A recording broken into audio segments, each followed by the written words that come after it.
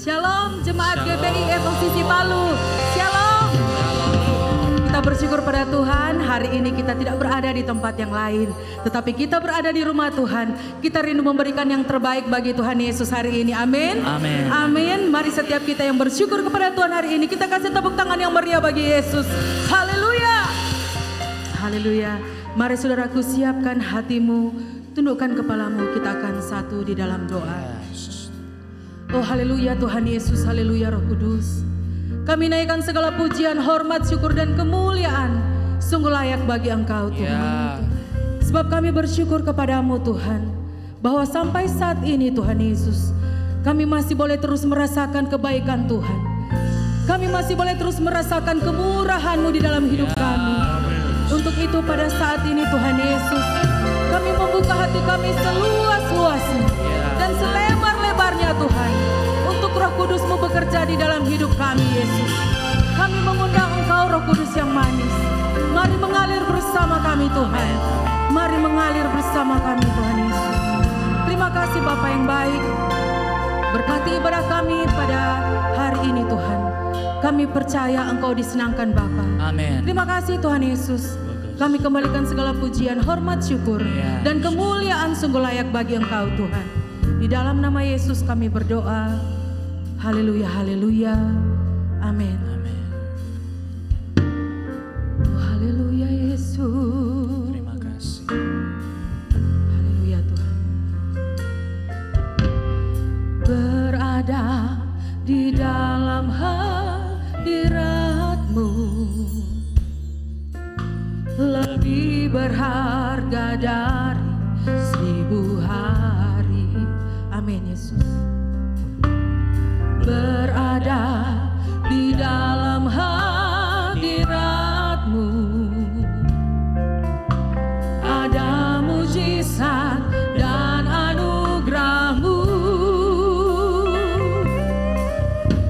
Setiap langkahku ada di mata-Mu. Kau yang atur berjejakan anugerah. Tak Kau biarkan ku jalan sendiri. Percayaku sepenuhnya di dalam-Mu. Kasih tepuk tangan yang terbaik bagi Tuhan Yesus kita. Haleluya. Katakan, berada di dalam hadirat-Mu lebih berharga dari 1000 hari. Amin Tuhan. Berada di dalam hadirat-Mu ada mujizat dan anugerah-Mu. Setiap langkahku ada di mata-Mu. Kau yang atur berjejakan anugerah. Tak Kau biarkan ku jalan sendiri. Percayaku sepenuhnya di dalam. Setiap langkahku ada di setiap langkah kami Tuhan atur berjejakan anugerah. Tak Kau biarkan ku jalan sendiri. Tak Kau biarkan kami Tuhan.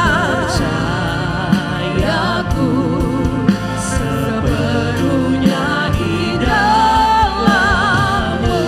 Mari dalam hadirat Tuhan jemaat bangkit berdiri. Mari saudara bangkit berdiri dan serukan bagi Yesus. Setiap langkahku ada di mata-Mu Tuhan. Atur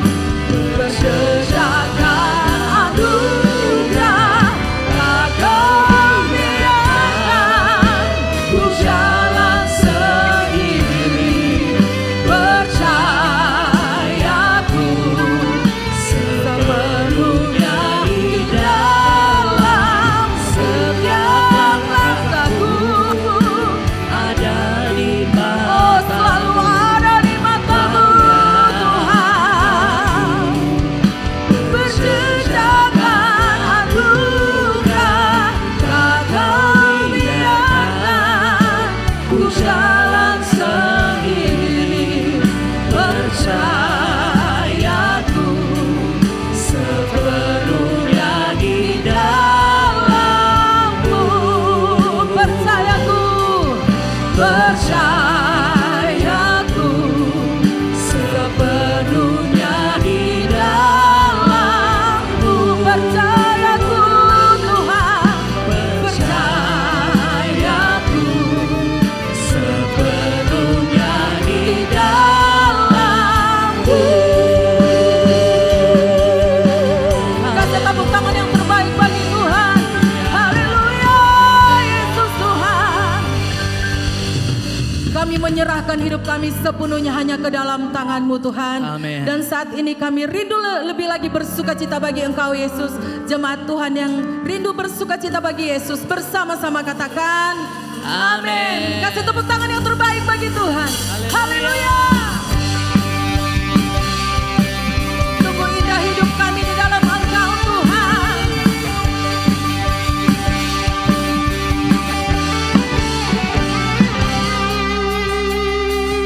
Alangkah indahnya hidup di dalam Tuhan. Dia mencurahkan berkat yang berlimpah. Amin Tuhan.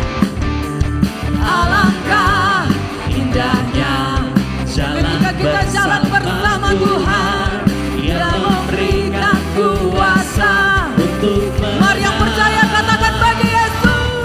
Yesusku dahsyat, ku tak ragu kepadamu. Kau Tuhan yang setia di pihakku. Yesusku dahsyat. Yesusku dahsyat, tak terbendung kuasa-Mu.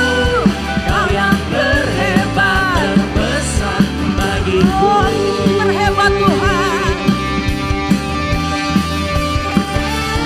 Alangkah indahnya hidup di dalam Tuhan. Dia mencurahkan berkat-Nya bagi saya dan saudara. Oh, amin Tuhan. Alangkah indahnya jalan Oh, ketika kita jalan bersama Tuhan. Dia memberikan kuasa untuk Mari yang percaya menang. angkat tangan katakan Yesusku dahsyat, ku tak ragu kepadamu. Kau Tuhan yang setia di pihakku. Yesus kau dahsyat Tuhan. Yesusku dahsyat, tak terbendung kuasa-Mu. Kau yang terhebat, terbesar bagiku. Mari yang percaya tepuk tangan bagi Tuhan Yesus. Haleluya. Angkat Tuhan Yesus kami yang dahsyat. Amin. Engkau hebat Tuhan.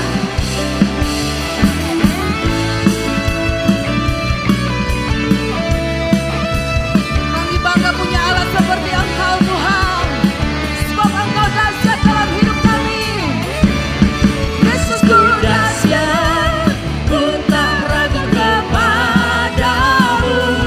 Kau Tuhan yang setia di pihakku. Yesus kau dahsyat. Yesusku dahsyat, tak terbendung kuasa-Mu. Kau yang terhebat, Mari sekali lagi kita mau serukan bagi Tuhan. bagiku. Yesusku dahsyat, ku tak ragu kepadamu. Kau Tuhan yang setia di pihakku. Oh kau dahsyat Tuhan. Yesusku dahsyat, tak terbendung kuasa-Mu. Kau yang terhebat, terbesar Mari katakan kau yang terhebat. Kau yang terhebat, terbesar bagiku. Kau yang terhebat. Kau yang terhebat, terbesar bagiku. Engkau hebat Tuhan. Kasih tepuk tangan bagi Tuhan Yesus kita yang dahsyat. Haleluya. Jemaat Tuhan silakan duduk kembali. Kita akan memberikan persembahan. Saya mengundang hamba-hamba Tuhan.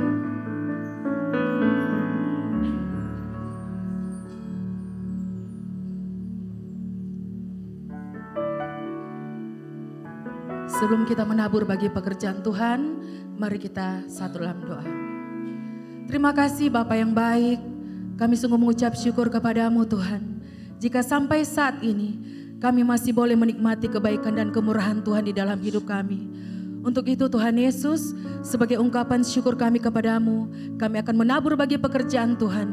Mari Engkau menguduskan apa yang kami berikan ini Tuhan Yesus. Agar persembahan ini boleh dipakai untuk pelebaran pekerjaan Tuhan di tempat ini. Dan pekerjaan Tuhan di tempat ini akan semakin diberkati. Dan dengan iman semuanya untuk kemuliaan nama Tuhan. Terima kasih Tuhan Yesus, kami siap menabur bagi Engkau dengan penuh sukacita. Di dalam nama Yesus kami berdoa, haleluya, amin. Sambil saudara menabur bagi pekerjaan Tuhan, kita akan menyaksikan Sunday Update minggu ini.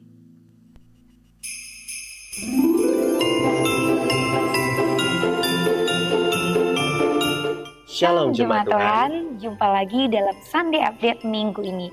Dan tak lupa kami mengucapkan selamat datang bagi Jemaat Tuhan yang baru pertama kali bergabung dalam ibadah raya GBI FOCC. Dan bagi Jemaat Tuhan yang rindu untuk bertumbuh di gereja ini dan belum memiliki KAJ atau anggota Jemaat, saudara dapat menghubungi full timer di hall depan gereja. Dan inilah Sunday Update 24 November 2024. Informasi ibadah raya minggu depan, Minggu 1 Desember 2024, ibadah raya akan dilaksanakan 4 kali dan akan disertai dengan perjamuan kudus. Dan bagi jemaat yang rindu dibaptis, minggu depan setelah ibadah kedua akan dilaksanakan baptisan air. Dan untuk informasi, saudara dapat menghubungi Ibu Pendeta Madia Serlin Sakati MA. Ibadah doa malam hari Kamis 28 November 2024 pukul 7 malam bertempat di gedung utama. Dan dalam ibadah doa malam bagi jemaat Tuhan yang butuh didoakan, ada hamba-hamba Tuhan yang akan mendoakan saudara. Jemaat Tuhan, mari bergabung bersama dalam doa puasa setiap hari Jumat.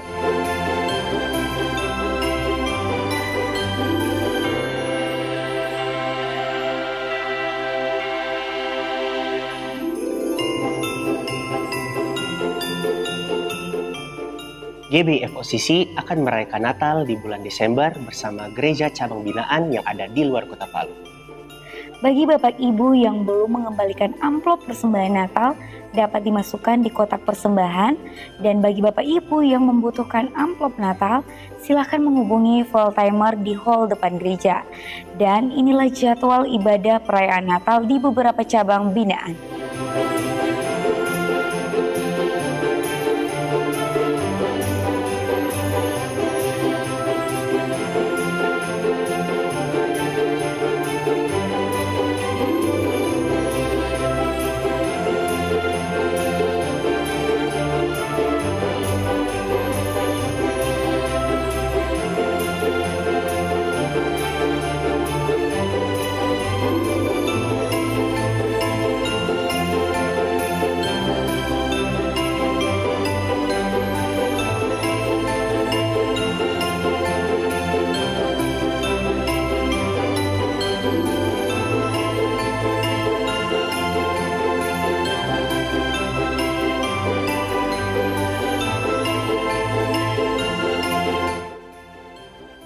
Informasi untuk ibadah komisi, ibadah fokus, dan ibadah doa malam selama bulan Desember diliburkan.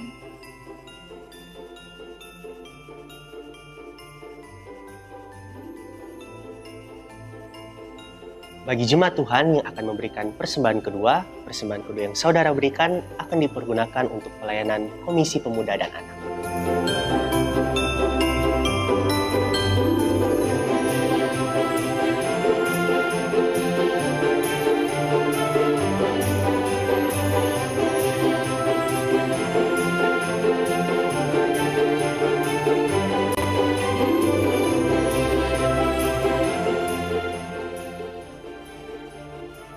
Ibadah gabungan Youth dan Trust akan dilaksanakan terakhir di tahun ini pada hari Selasa 26 November 2024 pukul 7 malam bertempat di gedung utama.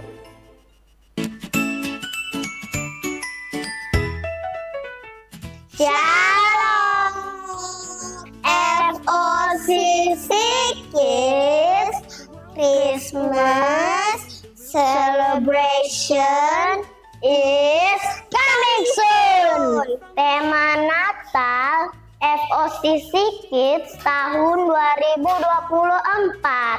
I belong to Jesus. Kami mengajak teman-teman untuk ikut perayaan Natal FOCC Kids hari Jumat 6 Desember 2024 mulai pukul setengah 4 sore di gedung utama GBI FOCC. Dress code-nya nuansa biru ya teman-teman. See you in Christmas celebration. Ice skating on the frozen pond. Christmas and New Year Celebration GBI FOCC Palu. Christmas Eve bersama Next Generation yang akan dilaksanakan pada hari Selasa 24 Desember 2024 pukul 7 malam. Ibadah Raya Natal hari Rabu 25 Desember 2024 hanya dilaksanakan 2 kali pukul 8 pagi dan 10 pagi. Ibadah tutup tahun 2024 akan dilaksanakan pada hari Selasa 31 Desember 2024 pukul 10 malam. Ibadah akan disertai dengan perjamuan kudus, pengurapan minyak, dan pembagian ayat-ayat emas. Ibadah Tahun Baru 1 Januari 2025 hanya dilaksanakan 1 kali pada pukul 10 pagi.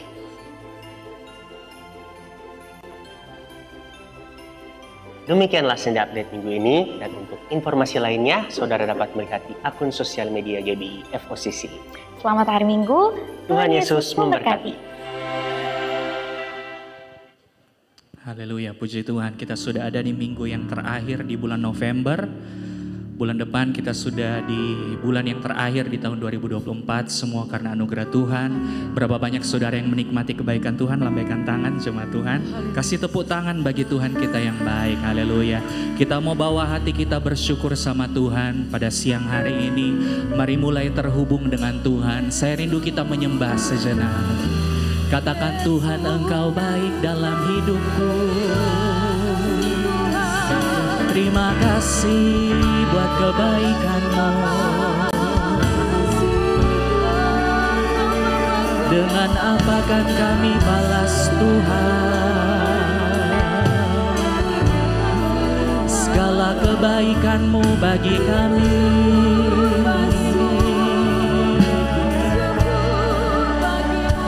Terima kasih Tuhan. Kami bangga punya Allah seperti Engkau Tuhan. Ini nyanyian kami siang hari ini bagi-Mu Tuhan. Terima kasih, terima kasih. Ya Yesus. Musim akan selalu berganti. Kasih Tuhan tetap abadi, ya Tuhan. Tak akan berubah sampai selamanya. Ku tetap percaya. Bersama katakan, ku yakin Tuhan memberkati. Ku yakin Tuhan melindungi. Amin, amin. Burung di udara Tuhan pelihara, karena kasih-Nya. Yang bersyukur buka tangan sama Tuhan, katakan, Tuhan selalu menolongku, selalu menjagaku, sehelai di rambutku tak akan terjatuh. tanpa seizinmu. Terima kasih Tuhan, Tuhan selalu menolongku, selalu menjagaku. Dia mengenyangkanku dan peliharaku seumur hidupku. Kami bangga punya Allah seperti Engkau. Musim akan selalu berganti, kasih Tuhan tetap abadi, tak akan berubah sampai selamanya. Ku tetap percaya. Katakan, ku yakin Tuhan, ku yakin Tuhan memberkati. Ku yakin Tuhan, ku yakin Tuhan melindungi. Terima kasih Tuhan. Burung di udara Tuhan pelihara karena kasih-Nya. Jemaat Tuhan nyanyi bagi Tuhan, katakan, musim akan selalu. Ya Tuhan Yesus.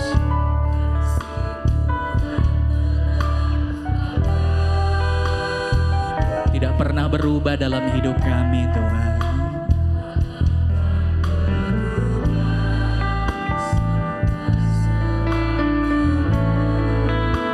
Ku tetap,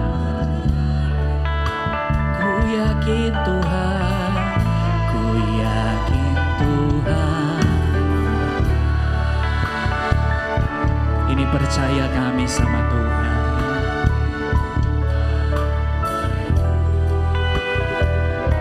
Kalau burung di udara Tuhan pelihara, terlebih kami anak-anak Tuhan yang mengasihi Tuhan. Pelihara karena kasih-Nya. Yang percaya boleh angkat tangan tinggi-tinggi sama Tuhan. Katakan, Tuhan selalu menolongku, selalu menjagaku, sehelai di rambutku tak akan terjatuh tanpa seizinmu. Ya Tuhan, Tuhan selalu menolongku, selalu menjagaku. Dia mengenyangkanku dan peliharaku seumur hidupku. Sekali lagi, ya Tuhan selalu menolongku, selalu menjagaku, sehelai di rambut tidak akan terjatuh tanpa izin Tuhan. Tanpa seizinmu, Engkau buktikan pemeliharaan-Mu Tuhan. Tuhan selalu menolongku, selalu menjagaku. Dia mengenyangkanku dan peliharaku seumur hidupku. Dari hati kami Tuhan, Tuhan selalu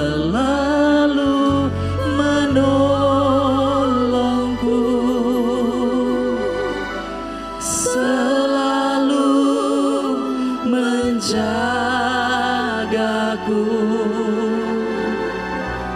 Sehelai di rambutku tak akan terjatuh tanpa seizinmu. Terima kasih Tuhan, Tuhan selalu menolongku, selalu menjagaku.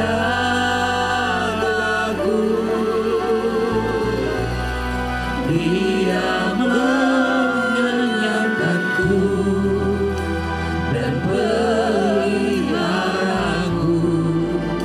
seumur hidupku. Satu kali lagi, biar jemaat Tuhan nyanyikan sama Tuhan. Tuhan selalu menolong.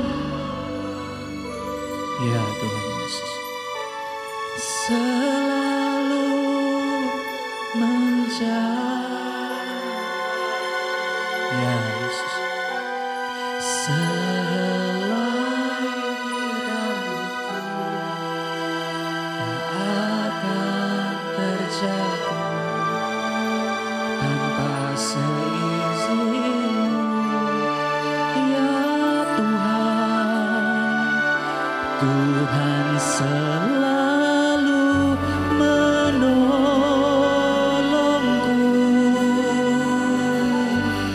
selalu menjagaku. Kau kenyangkan kami Tuhan, Dia mengenyangkanku dan peliharaku seumur hidupku. Kau kenyangkan hidup kami Tuhan, Dia mengenyangkanku dan pelihara umat-Mu Tuhan, peliharaku seumur hidupku. Sekali lagi, Dia mengenyangkanku dan peliharaku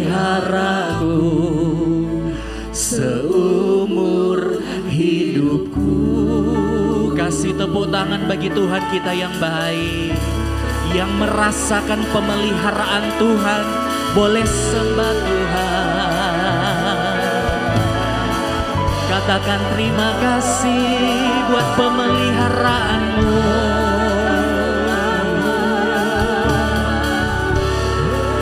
Terima kasih buat kebaikan-Mu Tuhan. Di setiap hari-hari hidup kami,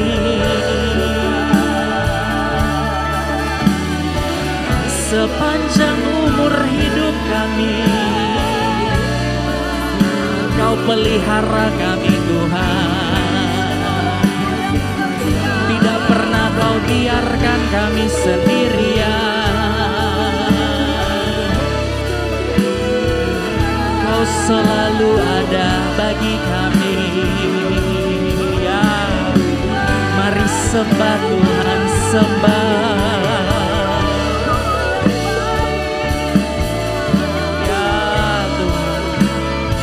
Ungkapan syukur umat-Mu Tuhan.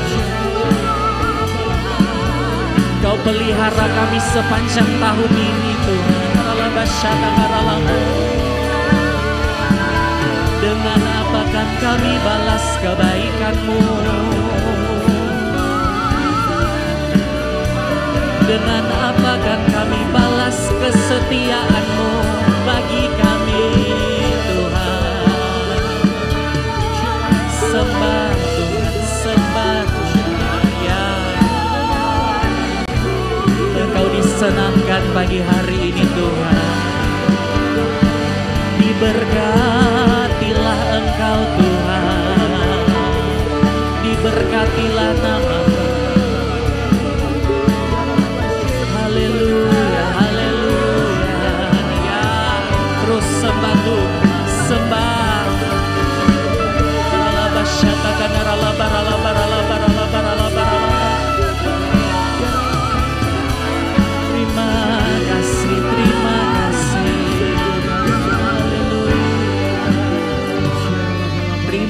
kasih buat kesetiaan-Mu dalam hidup kami.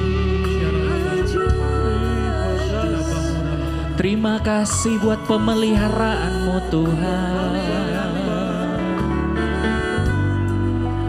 Kami ada hanya karena kemurahan-Mu, hanya karena perkenanan-Mu Tuhan.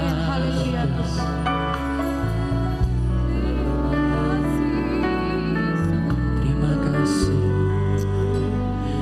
Kami mau katakan sama Tuhan, Engkau kebanggaan dalam hidup kami Tuhan. Terima kasih buat pemeliharaan Tuhan. Terima kasih buat cinta Tuhan bagi kami. Engkau tidak pernah biarkan kami sendirian Tuhan. Engkau besar dan hidup di dalam kami. Sebab itu kami bangga punya Allah seperti Engkau Tuhan. Terima kasih, terima kasih. Mari buka tangan di hadapan Tuhan. Yesus lebih besar. Yesus lebih besar. Di dalamku,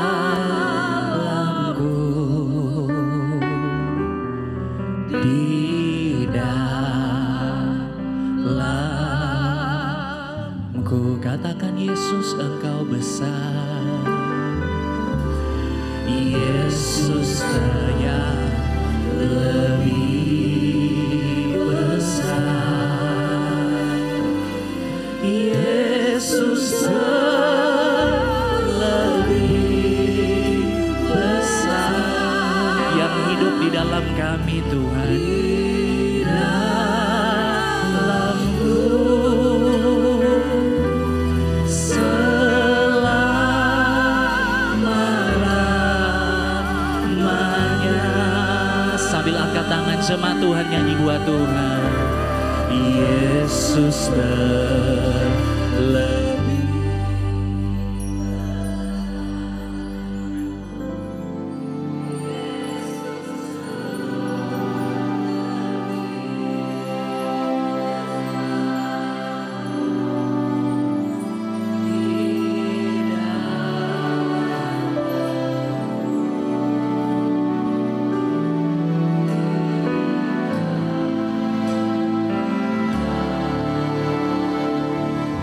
Sekali lagi katakan Yesus Engkau besar.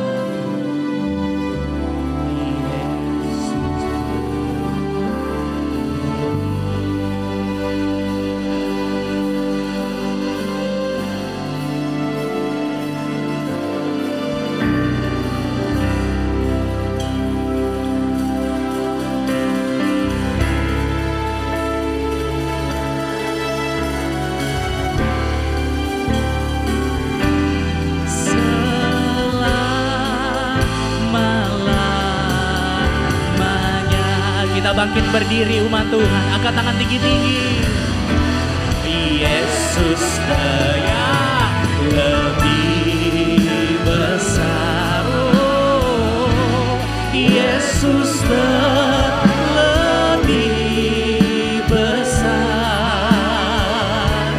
Di dalamku, amin. Di satu kali lagi, Yesus terlebih besar. Yesus yang lebih besar. Yesus terlebih besar. Di dalamku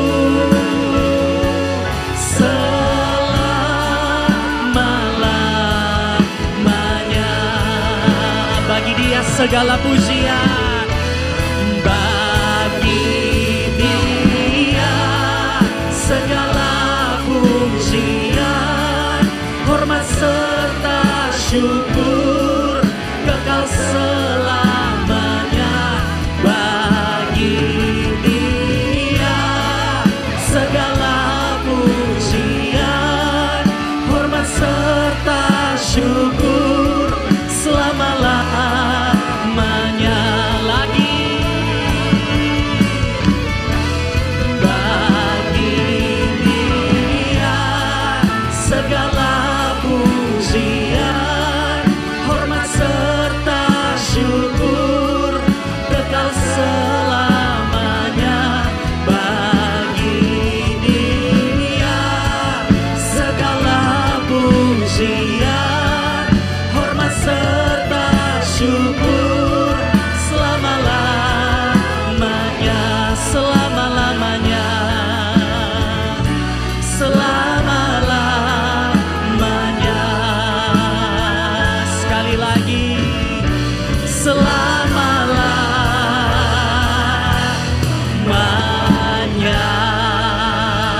Tepuk tangan bagi Tuhan kita. Segala pujian kehormatan hanya bagimu ya Bapa di surga. Tuhan kami Yesus Kristus Juru Selamat kita. Dan Allah Roh Kudus yang terus menyertai kami. Hingga kami boleh berada saat ini Tuhan. Kami dapat memuliakan, menyembah Tuhan, mengagungkan Tuhan. Karena itulah yang Tuhan rindukan dalam hidup kami. Karena ketika kami menyembah Tuhan, mengagungkan Tuhan, Tuhan hadir di atas pujian umat-Mu. Kami percaya Tuhan, semua kami tersedia segala anugerah Tuhan, kasih karunia Tuhan yang akan terus melimpah dalam hidup kami. Terima kasih Bapa di surga. Kami akan mempersiapkan hati kami, pikiran, segenap hidup kami untuk mendengarkan firman Tuhan. Berbicaralah ya Tuhan. Kami semua jemaat Tuhan akan siap untuk mendengar. Kuduskan kami Tuhan, kuduskan hamba-Mu. Sembunyikan hamba di belakang salib kemuliaan Tuhan, agar semua yang ada pada Tuhan itulah yang nampak bagi kami. Dan kami boleh mengerti apa yang menjadi kehendak Tuhan yang keluar dari mulut hamba-Mu. Tuhan, Engkau tolong kami. Biar Tuhan hancurkan segala pikiran-pikiran yang tidak baik, pekerjaan kuasa kegelapan yang mau mengganggu jalannya ibadah ini. Dalam nama Yesus, kuasa Tuhan meliputi kami semua. Dalam nama Yesus, kami siap dengar firman Tuhan. Haleluya. Amin. Puji Tuhan. Silakan duduk. Shalom Bapak Ibu, Saudara yang dikasihi oleh Tuhan Yesus Kristus. Kita bersyukur kita bisa bertemu kembali di ibadah kedua pada hari ini. Puji Tuhan. Saudara-saudara, tema khotbah kita sebagaimana bulan November tentu tetap sama, yaitu murid Kristus yang sejati. Tetapi subtema pada saat ini adalah rela berkorban. Saudara, kita akan baca di dalam 2 Korintus 8 ayat yang ke-9. Demikian firman Tuhan. Karena kamu telah mengenal kasih karunia Tuhan kita Yesus Kristus, bahwa Ia yang oleh karena kamu menjadi miskin, sekalipun Ia kaya, supaya kamu menjadi kaya oleh karena kemiskinannya. Saudara-saudara, tentunya kita tidak salah mengerti, kaya di sini bukan kaya secara jasmani, tetapi kaya dalam segala hal. Kaya dalam kasih karunia Allah. Kaya dalam anugerah Tuhan. Tetapi sebenarnya itu juga apa yang kita butuhkan itu masuk juga di dalamnya. Jadi kaya di sini adalah teristimewa, memiliki nilai yang luar biasa, nilai kerajaan Allah. Nah saudara, dikatakan bahwa Ia yang oleh karena kamu menjadi miskin.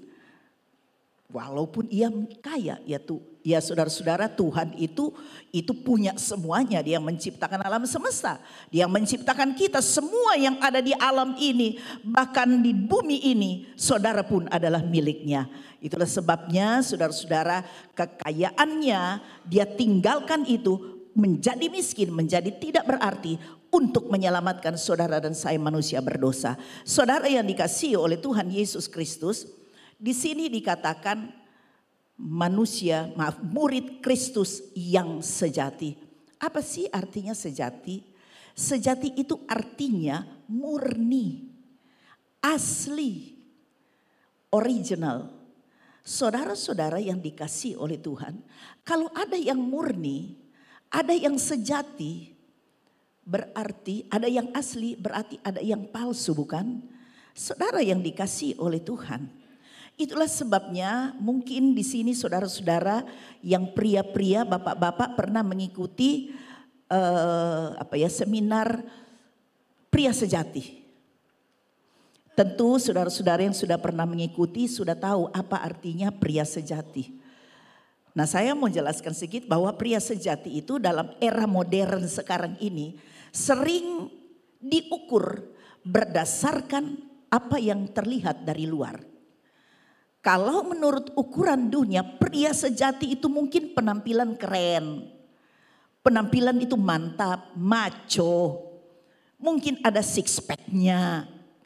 Mungkin dia punya postur tubuh atletis. Ya, wih pria ini bilang pria sejati ya. Kemudian dia memiliki status sosial yang tinggi. Kemudian dia juga terlihat penyayang dalam keluarga. Harmonis suami istri. Itu kita katakan pria sejati. Saudara-saudara, tapi pertanyaannya, apakah yang nampak dari luar itu menjamin keadaan yang sebenarnya? Saudara-saudara, kita melihat saja ada barang-barang yang palsu tetapi terlihat asli, terlihat original. Tetapi sebenarnya itu bukan asli. Dunia sekarang menampilkan sesuatu yang terlihat original ini asli. Padahal sebenarnya bukan asli. Di dunia ini banyak kepalsuan. Ada lagu dari Ahmad Albar ya, dengan grup bandnya itu God Bless ya. Dia katakan dunia ini panggung sandiwara. Ceritanya mudah berubah. Cerita mudah berubah. Karena memang hanya panggung sandiwara. Terlihat indah, terlihat baik, terlihat harmonis.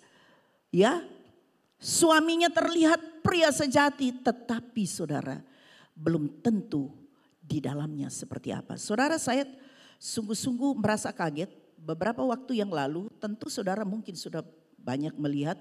Ada video yang diviralkan. Seorang hamba Tuhan, seorang pendeta, bahkan seorang gembala, dia melakukan KDRT kepada istrinya. Apa saudara pernah lihat itu video? Dia melakukan KDRT kan, saya lihat rasanya saya tidak mampu untuk melihat. Sadis saudara. Ada 2 anaknya sudah besar-besar, laki dan perempuan, tidak mampu untuk mengatasi.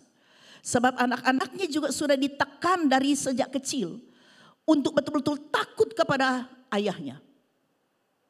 Saudara-saudara, sehingga anaknya hanya berteriak-teriak, laki-laki hanya papa hanya memisahkan, tapi dia takut. Ketika dia mengambil pipa besi, dia pukul istrinya. Mereka hanya menangis, sadis saudara. Dan saudara-saudara, beberapa hari yang lalu saya melihat ibu ini, istri ini, dia diwawancarai bersama dengan anak perempuannya oleh seorang ya, mau bilangnya YouTuber atau apa ya. Dia sekarang anggota DPR. Kalau saya sampaikan, saya tidak mau sebut namanya. Inisialnya saja UK. Dia suka hipnotis ya. Dia suka kasih orang itu, kemudian dia cara kamu bagaimana, istrimu bagaimana, suamimu bagaimana ya. Ya UK itu ya inisialnya. Nah, dia sekarang menjadi anggota DPR. Dia juga adalah seorang psikolog rupanya. Psikolog keluaran UI, Universitas Indonesia. Jadi dia wawancara sama istrinya. Dan istrinya tuh menceritakan. Suaminya itu pendeta. Saya tidak tahu juga dia katakan. Dia pernah diangkat pendeta dari gereja mana, saya tidak tahu. Apakah pernah dia ikut sekolah Alkitab, dia tidak tahu. Yang penting katanya dia pendeta, dia punya gereja. Rupanya dia memang mungkin dari keluarga orang berada. Saudara-saudara, kemudian istrinya itu menyampaikan demikian. Pak, semua orang tahu bahwa dia itu, suaminya itu adalah orang baik. Dia adalah orang yang murah hati. Dia adalah seorang penyayang. Orang melihat dia seperti sempurna, banyak orang. Karena dia banyak melakukan kebaikan-kebaikan di luar. Jemaatnya juga seperti itu. Melihat pendetanya, gembalanya seperti itu. Saudara-saudara. Dan dia mengatakan bahwa dia selalu mendengarkan suara Tuhan. Dia mau menyampaikan bahwa dia adalah orang yang spesial di mata Tuhan. Karena selalu mendengarkan suara Tuhan. Dia juga punya karunia kesembuhan, mujizat. Saudara. Tetapi sadis. Kalau dia mau keluar, mau pergi keluar atau ya mau kerja karena dia seorang pengacara juga. Istri dan anak-anaknya harus mengantar dia seperti dia seorang pembesar. Nanti mobil tak hilang, baru mereka masuk. Begitu juga kalau pulang harus disambut. Itu saya dengar dari kata-katanya sendiri. Dan anaknya mengiyakan itu. Pernah istrinya baru mundur, dia ada sesuatu yang dia mau lupa mungkin, dia berbalik, mobil maju kembali. Istrinya dipukul luar biasa. Karena segera kembali, harus sampai tak hilang itu mobil. Saudara, sadis tidaknya? Orang kenal dia sebagai pendeta atau gembala yang luar biasa, yang hebat. penyayang, harmonis. Tetapi dia hanyalah sebagai serigala berbulu domba. Iblis berjubah malaikat. Saudara-saudara yang dikasihi oleh Tuhan Yesus Kristus. Itulah sebabnya kalau ada murid Kristus yang sejati, maka tentu ada murid Kristus yang tidak sejati. Ada murid Kristus yang jadi-jadian mungkin. Ada murid Kristus yang palsu. Kita mendengarkan firman Tuhan ini. Dan sambil kita merenungkan itu.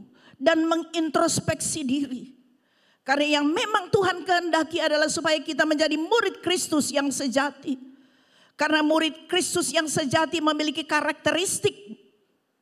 Yaitu rela berkorban. Karena Kristus sudah berkorban bagi kita yang berdosa. Kita yang seharusnya binasa, tetapi dia Allah pencipta alam semesta. Tetapi dia rela berkorban karena dia mengasihi saudara dan saya. Mengasihi semua manusia. Dia tidak ingin manusia itu binasa, masuk neraka. Dia tidak inginkan itu. Tetapi dia ingin semua manusia bisa diselamatkan. Saudara-saudara yang dikasihi oleh Tuhan. Itulah sebabnya saudara-saudara, Yesus menginginkan agar supaya dalam kehidupan kita, kita memiliki karakteristik rela berkorban. Yang pasti pengorbanan tidak disukai oleh kita manusia. Bertentangan dengan keinginan kita. Karena pengorbanan itu tidak mudah. Tetapi inilah yang harus kita lewati. Karena untuk menghasilkan murid Kristus yang sejati, maka kita harus mengalami proses untuk masuk dalam proses pengujian iman. Sampai saat ini pun kami hamba-hamba Tuhan, khususnya saya pribadi, terus mengalami proses pengujian iman. Ibarat saudara-saudara, orang akan mendapatkan emas yang murni itu harus mengalami pengujian. Harus diproses untuk menghasilkan emas yang murni. Saudara-saudara, saya membaca saudara, ya. Saya membaca bahwa emas murni ya, biji emas yang didapatkan dari penambangan itu masih kotor, penuh debu dan segala macam diliputi dengan ya zat-zat atau apapun itu ya yang membungkus dia. Sehingga dia harus diolah, harus diuji. Dan yang pertama dia harus dihancurkan. Biji-biji emas itu harus dihancurkan dulu. Sakit saudara kalau dia bisa berteriak. Sakit. Tidak cukup dengan itu, proses kedua dia harus digiling. Mungkin ada yang belum hancur, dilakukan penggilingan. Kemudian juga dia harus dilarutkan dalam larutan kimia untuk memisahkan. Mungkin ada partikel-partikel atau apapun yang bisa menghalangi emas itu jadi tidak murni karena masih melekat. Dia dilarutkan dalam larutan kimia. Setelah itu apa? Dia dimurnikan dengan suhu yang tinggi, dengan api yang dipanaskan sedemikian rupa. Barulah dia dicetak, kemudian menghasilkan emas yang murni. Dia dicetak batangan atau koin. Saudara-saudara, kita diproses seperti emas. Itulah sampai kita dipanggil Tuhan, proses itu akan berjalan. Supaya bisa menghasilkan emas yang murni. Saudara yang dikasihi oleh Tuhan Yesus Kristus. Itulah sebabnya jangan ada orang-orang yang percaya kemudian mengatakan, sampai kapan aku harus mengalami hal seperti ini? Sampai kapan Tuhan sampai hati mengizinkan saya seperti ini? Tuhan melakukan atau mengizinkan sesuatu. Selama kita belum murni, dia akan diproses Tuhan. Saudara-saudara, karena Tuhan menginginkan untuk mendapatkan sesuatu yang murni, sesuatu yang sejati. Untuk kita dipandang, engkau sungguh-sungguh berkenan di hatiku. Saudara-saudara, kalau kita sekolah selalu ada ujian. Setelah kita lulus ujian itu, kita akan naik lebih tinggi lagi. Dan kita akan dihargai. Undang orang tua, undang lain-lain. Apalagi kalau kita bisa berhasil mendapatkan gelar sarjana. Wih, luar biasa. Ada penghargaan. Jadi saudara-saudara, kapan kita mendapatkan penghargaan? Kapan kita mendapatkan suatu pujian, perkenanan Tuhan? Ketika kita lulus ujian. Tetapi habis itu akan naik level lagi. Sampai kita menjadi sempurna. Belum lulus tetap itu akan terjadi. Saudara, inilah proses. Kalau ingin kita menjadi murid Kristus yang sejati, kita akan diproses oleh Tuhan. Dan kita pasti akan masuk di dalamnya.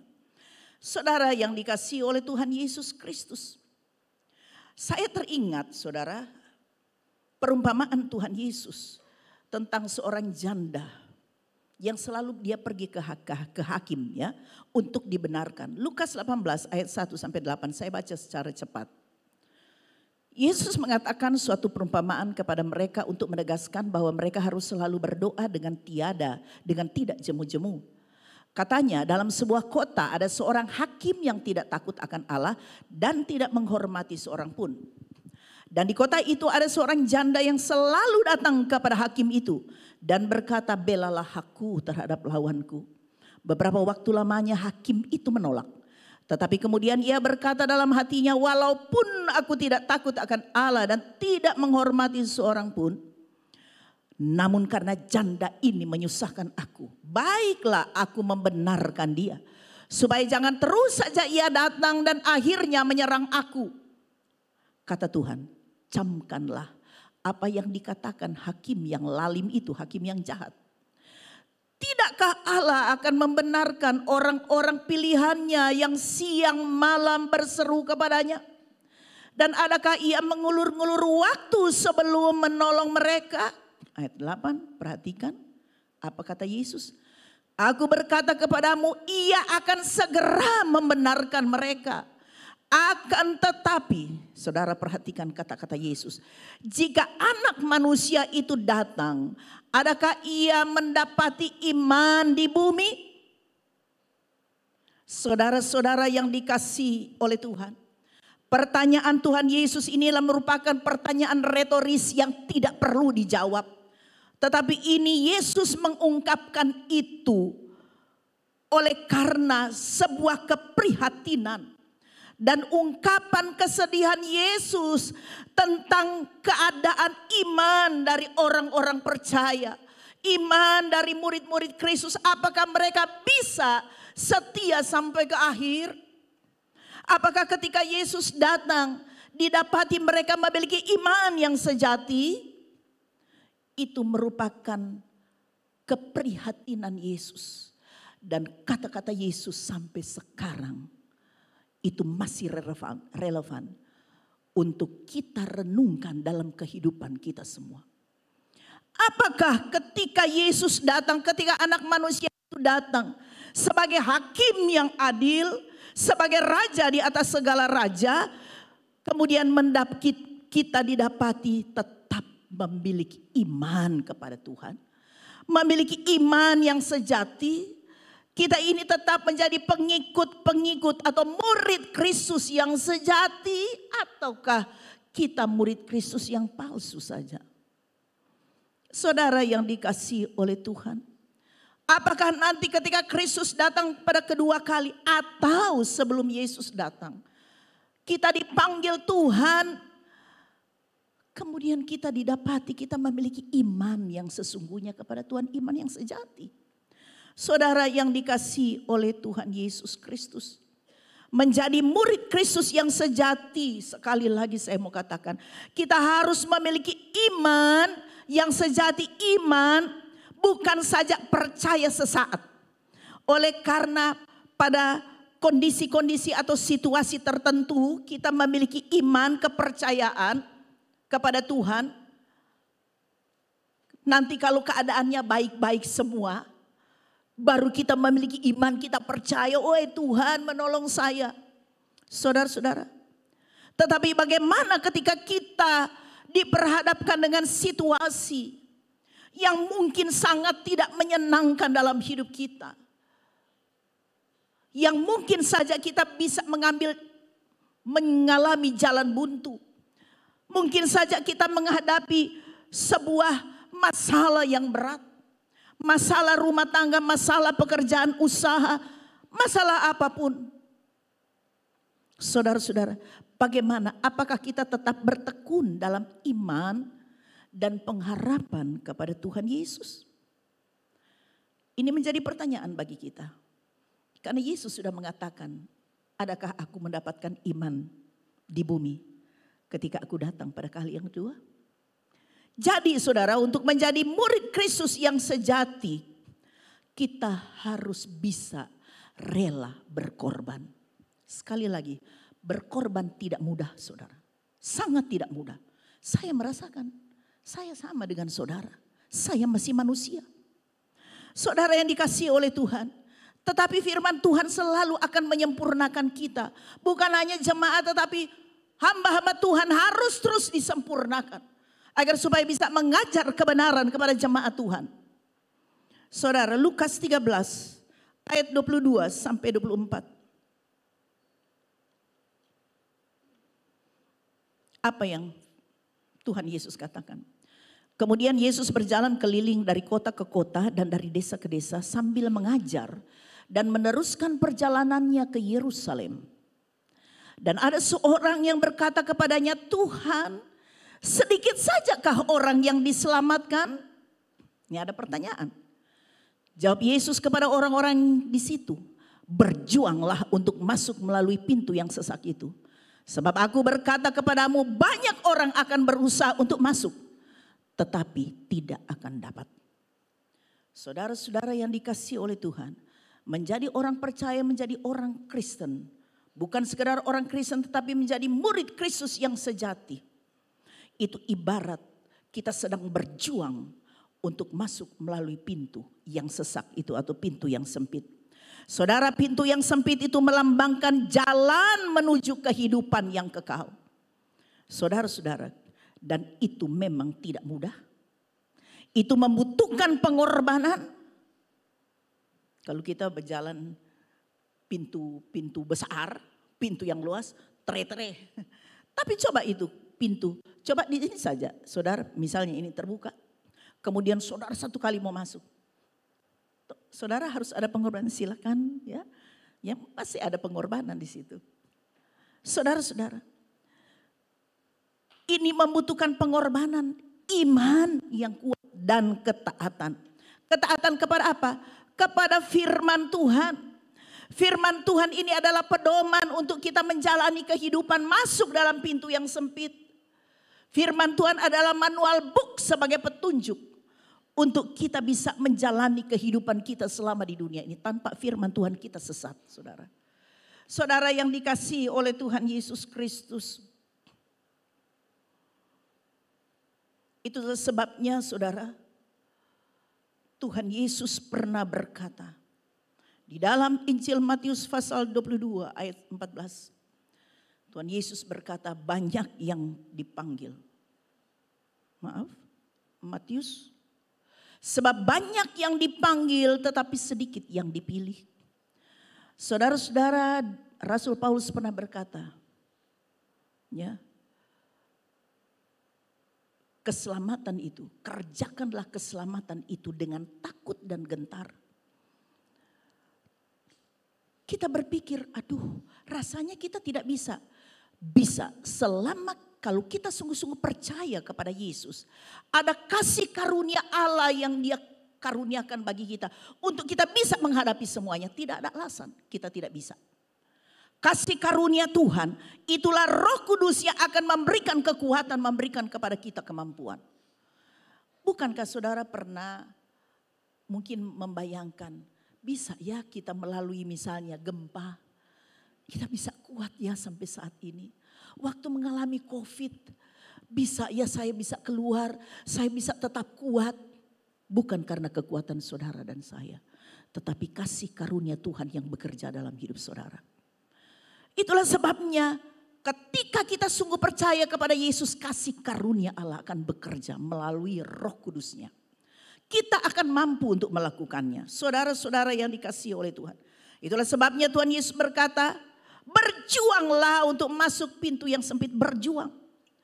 Di dalam bahasa aslinya, berjuang itu agonizomai. Yang berarti bahwa berjuang itu seperti perlombaan atau pertandingan. Kalau orang masuk dalam perlombaan pertandingan pasti ada usaha yang keras. Usaha saudara. Bukan enak, oh saya sudah jadi Kristen, saya sudah dibaptis, saya sudah masuk terdaftar di gereja. Bukan. Tetapi berusaha keras. Serius dan tidak setengah-tengah. Setengah-setengah. Tetapi bertekun di dalam persekutuan dengan Tuhan. Sama seperti janda itu. Tidak putus-putusnya dia pergi ke hakim. Ya. Akhirnya tuh hakim membenarkan dia. Saudara-saudara. Kemudian dia dalam ayat 24b di dalam Lukas pasal 13 ayat 22 sampai 24. Yesus berkata, ada banyak orang akan berusaha untuk masuk. Ayat 24b. Banyak orang akan berusaha untuk masuk tetapi tidak akan dapat saudara. Banyak orang ingin masuk sorga. Banyak orang ingin selamat.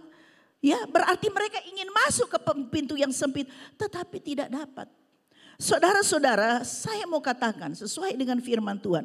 Keselamatan tidak hanya berdasarkan usaha melalui pikiran manusia. Karena ada banyak orang Kristen juga. Dan juga non-Kristen. Khususnya saya bicara orang Kristen. Ada banyak orang berpikir bahwa keselamatan itu adalah sebuah usaha untuk kita melakukan perbuatan-perbuatan baik. Beramal seperti ya keyakinan yang lain ya saudara. Atau kita melakukan ritual-ritual agamawi. Oh saya harus masuk gereja, saya harus melakukan ini dan melakukan itu. Tetapi sebenarnya itu ritual-ritual agama tidak menyelamatkan. Tetapi bagaimana hubunganmu dengan Tuhan? Saudara-saudara, Tuhan Yesus pernah berkata kepada orang Farisi dan ahli Taurat, kamu memuji Allah dengan mulutmu, tetapi hatimu jauh dari Allah. Karena ada banyak orang mungkin memuliakan Tuhan, mungkin luar biasa. Mungkin bisa berkhotbah, tetapi sebenarnya hatinya jauh dari Tuhan. Kan saya katakan tadi, susah mau dibedakan.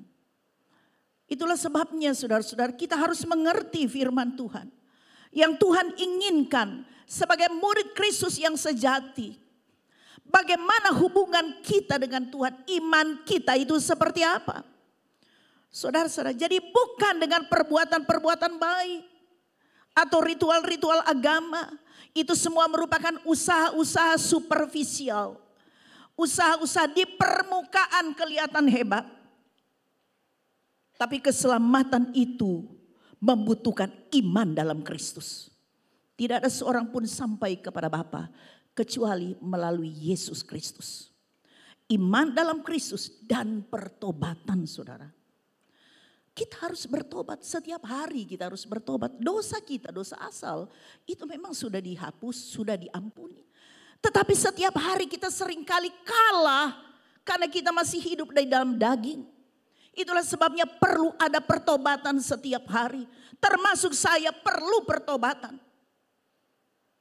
Saudara, Tuhan masih membuka kasih karunia-Nya. Ini zaman anugerah. Saudara, Tuhan menerima apapun kesalahan sebesar apapun.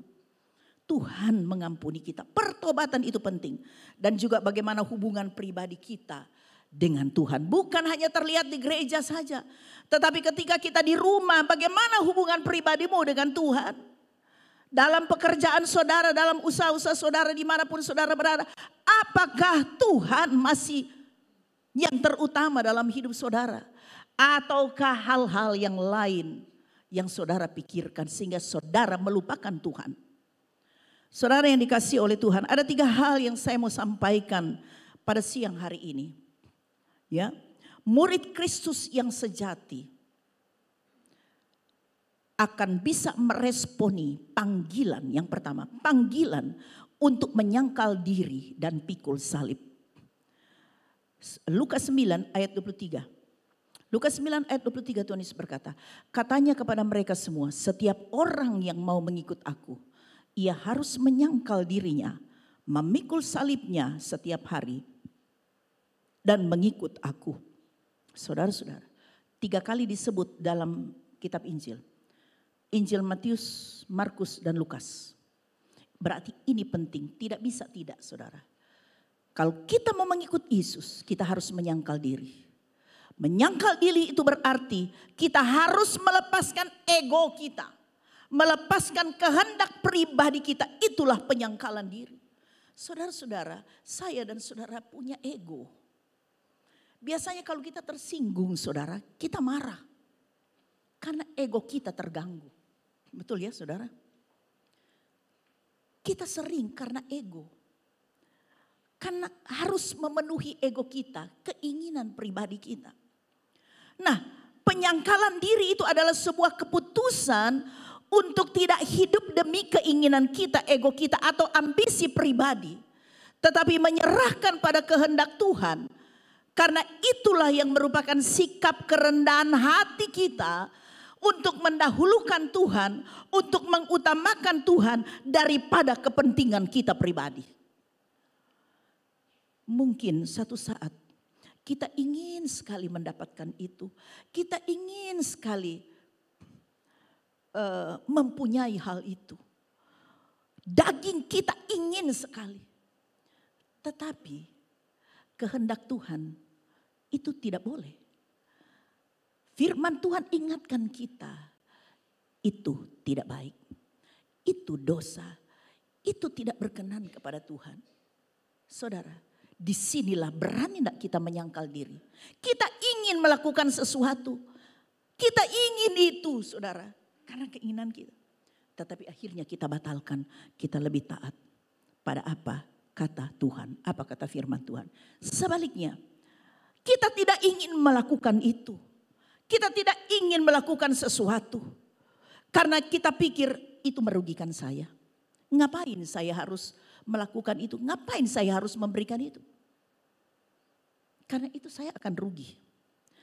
Gengsi dong. Apalagi kalau kita mau mengampuni ya orang yang sudah bikin ini sama kita. Gengsi dong. Dia yang salah. Tapi firman Tuhan katakan, kasihilah dia. Kasihilah musuhmu. Dan kemudian kita bisa melakukan itu. Itulah penyangkalan diri. Setiap hari kita dihadapi dengan hal-hal seperti ini.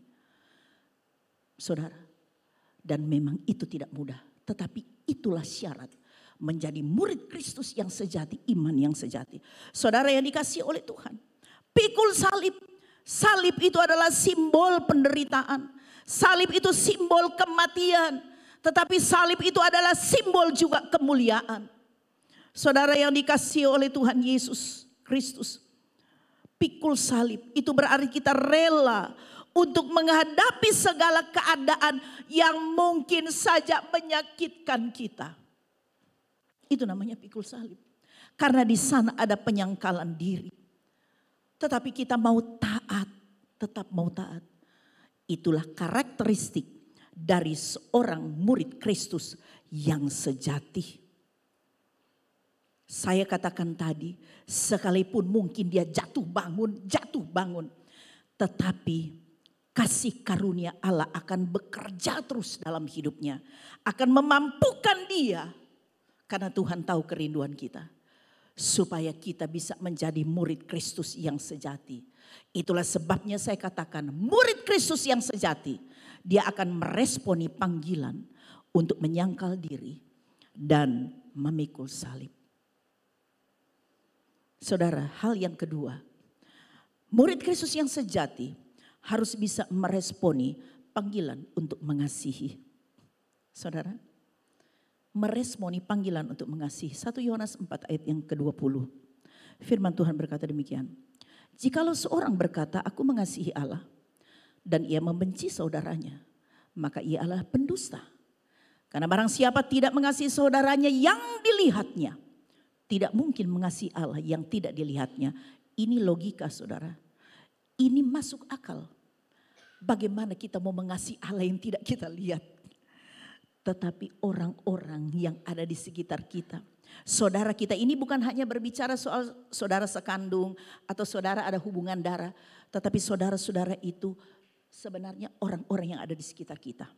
Ya, mungkin jemaat, ya, selain saudara keluarga, tetapi mungkin juga staf-staf kita, ya, orang, ya banyak orang.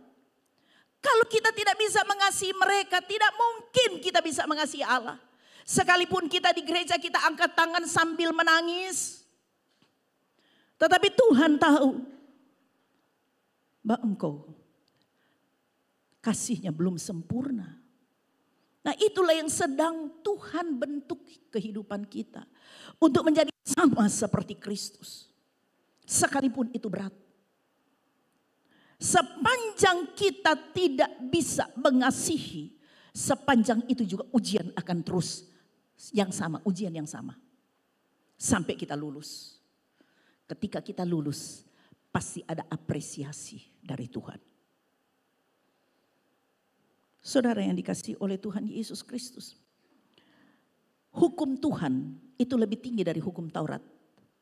Hukum Taurat itu memang ada secara khusus. Kecuali hukum moral ya. Ya mungkin saya tidak usah sampaikan ini, memang ada berapa hukum Taurat itu terbagi ya. Tetapi ini hukum yang khusus dalam kehidupan orang Israel pada waktu itu sudah dibatalkan sebenarnya. Sebab ada prinsip. Hukum Taurat bagi orang Yahudi waktu itu, perjanjian lama. Mata ganti mata, gigi ganti gigi. Artinya kalau dia lakukan itu sama saya akan balas yang sama. Kalau dia kasih buta saya mata, kasih buta juga dia. Ya. Mata ganti mata, gigi ganti gigi.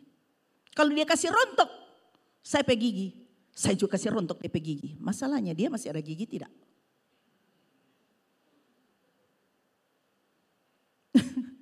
Saudara yang dikasih oleh Tuhan.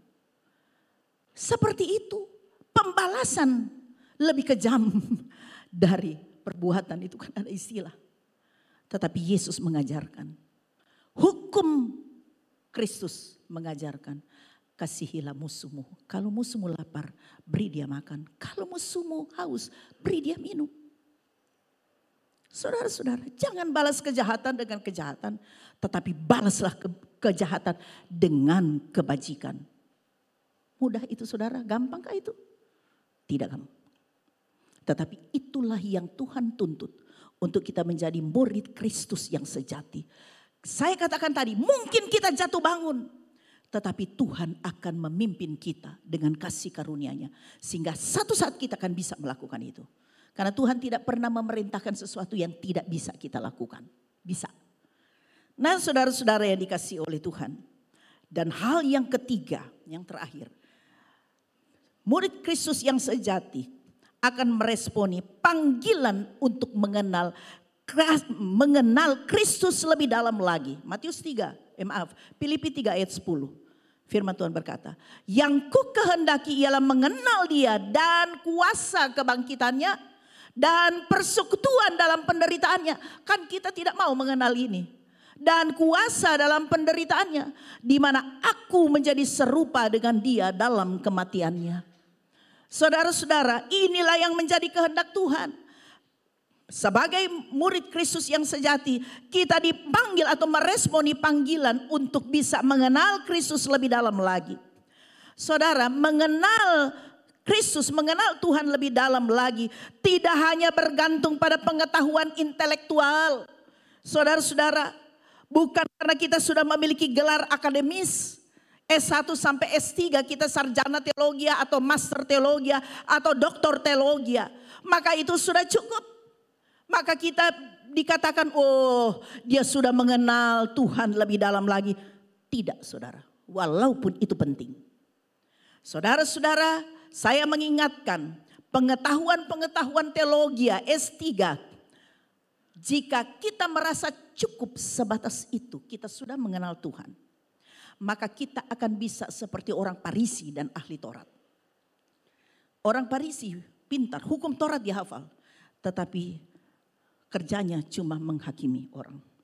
Dia tuh berdosa begini, dia tuh berdosa, dia tuh berdosa. Yesus juga dikatakan dia berdosa, dia memiliki Baalzebul, bersetan.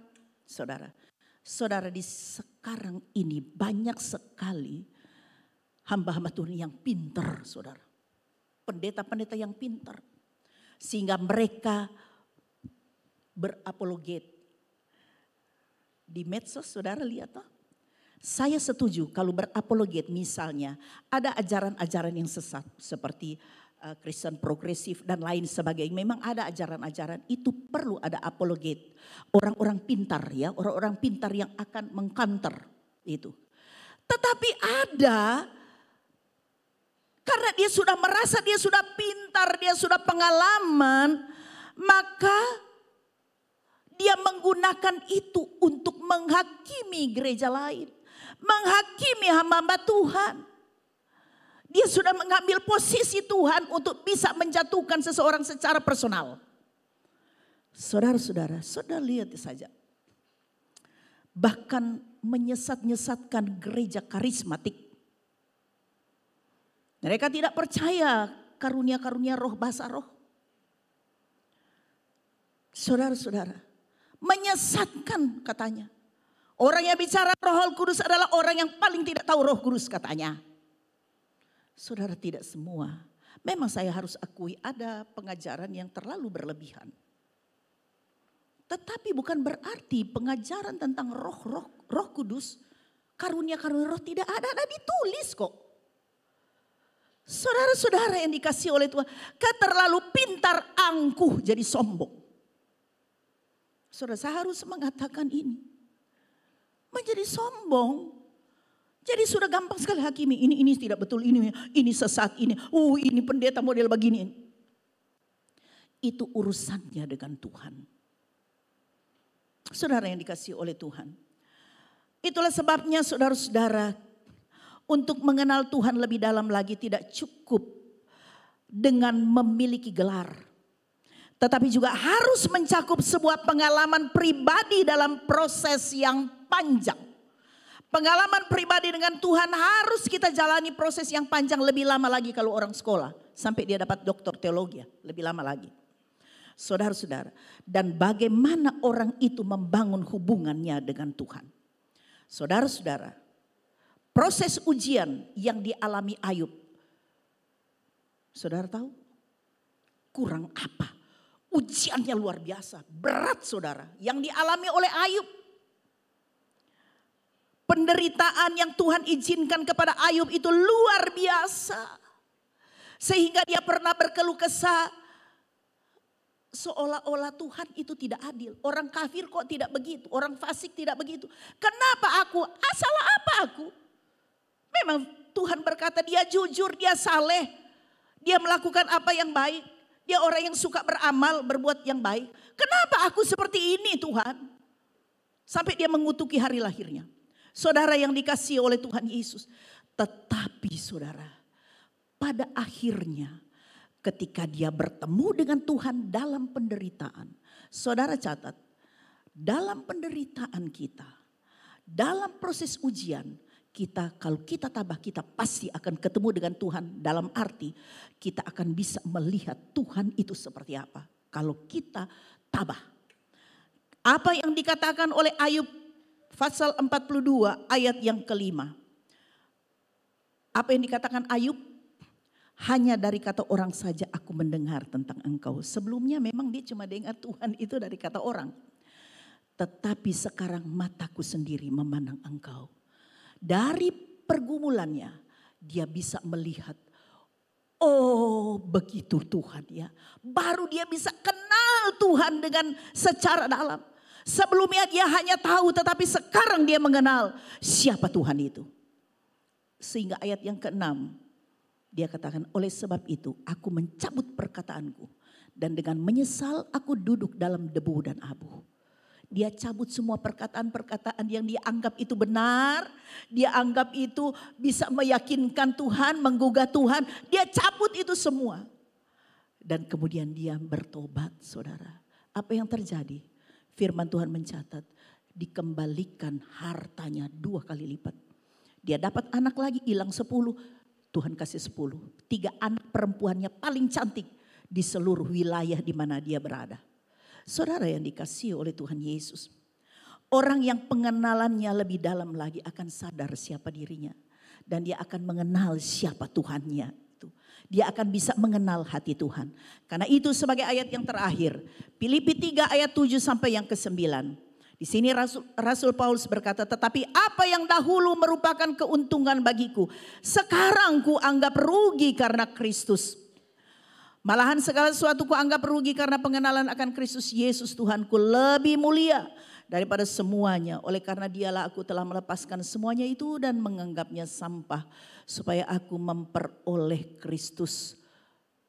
Dan berada dalam dia bukan dengan kebenaranku sendiri karena mentaati hukum Taurat. Melainkan dengan kebenaran karena kepercayaan kepada Kristus. Yaitu kebenaran yang Allah anugerahkan berdasarkan kepercayaan. Saudara, kalau saudara sudah menikmati ya, di mana saudara dekat dengan Tuhan, mengenal Tuhan. Saudara memang perlu bekerja, tetap bekerja. Tetapi saudara akan menikmati itu berkat-berkat yang tidak pernah saudara rasakan sebelumnya. Saudara-saudara, itulah sebabnya saudara-saudara, Sakeus, harta bukan lagi menjadi persoalan. Dia bilang, aduh ambil jo ini setengah, kasih orang. Karena dia sudah mendapatkan harta yang terindah. Kesimpulannya, pengorbanan adalah bagian yang tidak bisa dipisahkan dari kehidupan murid Kristus yang sejati. Saudara, tidak bisa dipisahkan. Kita harus ada selalu pengorbanan. Kemudian, karena Kristus adalah teladan bagi kita. Kristus menjadi teladan. Dia rela menderita karena saudara dan saya. Itulah sebabnya kita harus ambil bagian dalam pengorbanan Kristus. Sehingga kita diangkat oleh Tuhan. Ya, karena kita hidup di dunia ini tidak lama, saudara. Kita akan tinggalkan dan kita akan masuk dalam kekekalan. Kita akan mendapatkan penghargaan yang luar biasa, yaitu mahkota kehidupan. Saya undang kita bangkit berdiri. Kita akan menyanyikan satu pujian dan kita akan tutup ibadah kita. Haleluya.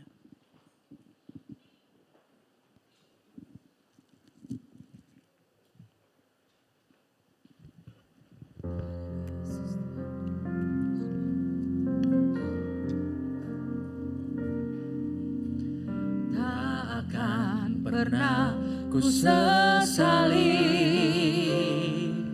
mengiring Yesus sepanjang hidupku. Jangan pernah sesali lewati lembah. Kita mengiring Tuhan. Kita memang akan menjalani lembah air mata. Tetapi percayalah, anugerah Tuhan selalu yang terbaik atas hidup saudara dan saya. Haleluya. Yang harus bayar, ku kan tetap setia. Inilah kerinduan kami Tuhan. Kami rindu untuk selalu melayani Tuhan, untuk selalu mengasihi Tuhan.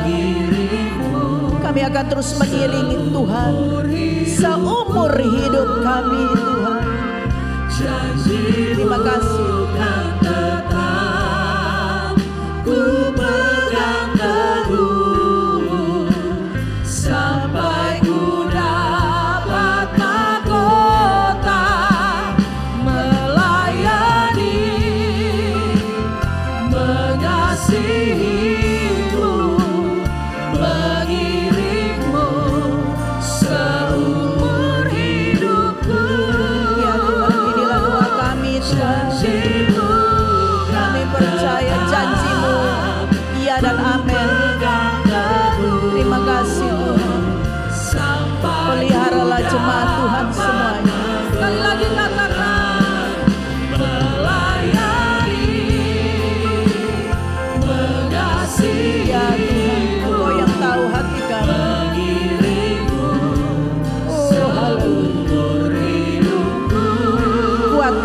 Ya Roh Kudus, berkati umat-Mu, pimpin kami ya Tuhan. Haleluya. Sampai ku dapat mahkota, janji-Mu kan tetap ku pegang teguh. Sampai ku dapat mahkota, janji-Mu kan tetap ku pegang teguh. Sampai ku dapat mahkota kehidupan. Rasa tepuk tangan bagi Tuhan Yesus. Haleluya, Yesus Biarlah Roh Kudus Tuhan. akan menerangkan lebih jauh lagi dalam hidup kami pribadi lepas pribadi. Hamba sudah selesai, tapi biar Roh Kudus akan terus bekerja dalam kehidupan kami secara pribadi. Kami yakin dan percaya Tuhan, kehadiran kami pada pagi hari ini, siang hari ini tidak pernah sia-sia. Kami yakin dan percaya juga setiap orang yang datang mencari Tuhan dengan kesungguhan hati tidak akan pernah kehilangan upahnya. Roh Kudus akan bekerja dalam hidup kami, memampukan kami melewati proses ujian iman kami, dan kami akan keluar sebagai pemenang, bahkan lebih dari pemenang. Terima kasih Tuhan, Engkau pelihara umat Tuhan, Tuhan yang menjaga, Tuhan yang melimpahkan kasih karunia-Mu Tuhan. Di dalam nama Yesus semua kami diberkati oleh Tuhan. Berkati semua hamba-hamba Tuhan yang sudah ambil bagian dalam pelayanan. Sekecil apapun pelayanan mereka, sekecil apapun yang mereka berikan sesuai kemampuan mereka, Tuhan tahu hati mereka yang memberi dengan sukacita. Oleh karena mereka mengasihi Tuhan dan mengasihi pekerjaan Tuhan, itulah sebabnya Tuhan memberkati semua persembahan-persembahan yang sudah mereka berikan untuk pengembangan pekerjaan Tuhan di tempat ini. Berkati mereka dengan berkelimpahan, sebab yang mereka berikan bukan kepada manusia tetapi kepada Tuhan yang empunya pekerjaan ini. Bapa, terima kasih. Kami juga berdoa Tuhan, hamba berdoa mungkin ada di antara kami yang berulang tahun pada minggu ini atau juga pada hari ini. Hamba berdoa supaya mereka sadar bahwa hidup yang masih Tuhan berikan bagi mereka adalah anugerah Tuhan yang mereka tidak akan sia-siakan, tetapi mereka akan pakai untuk terus bertumbuh di dalam iman dan pengenalan akan Engkau dengan benar. Dan Tuhan berkati mereka kekuatan, kesehatan, umur panjang di dalam nama Yesus. Tuhan karuniakan, karena semua itu ada di dalam tangan Tuhan. Berkati juga rumah-rumah tangga yang mungkin merayakan ulang tahun pernikahan pada minggu ini atau juga hari ini. Tuhan tahu siapa-siapa mereka, limpahkan kasih karunia-Mu kepada mereka. Damai sejahtera Allah menguasai kehidupan rumah tangga mereka. Hamba berdoa biarlah anak-anak cucu-cucu mereka diberkati oleh Tuhan dalam nama Yesus. Terima kasih Tuhan. Berkati bangsa kami, berkati Indonesia.